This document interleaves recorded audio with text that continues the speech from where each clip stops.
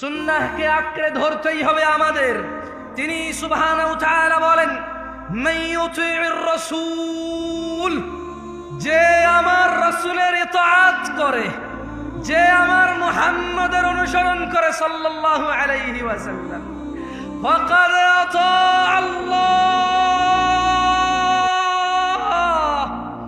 সে আল্লাহর ইবাদত করে।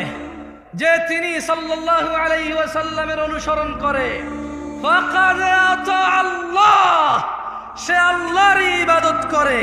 ওয়া মান তাওয়াল্লা, আর কেউ যদি রাসূল সাল্লাল্লাহু আলাইহি ওয়াসাল্লামের অনুসরণ থেকে মুখ ফিরিয়ে নেয়, ফামা আরসালনাকা আলাইহিম হাফিযা, আল্লাহ বলছে ও মুহাম্মদ সাল্লাল্লাহু আলাইহি ওয়াসাল্লাম, যদি কেউ আপনার থেকে মুখ ফিরিয়ে নেয়, যদি কেউ ভালো কাজ, খারাপ না তো অসুবিধা কোথায়, বাপে করেছে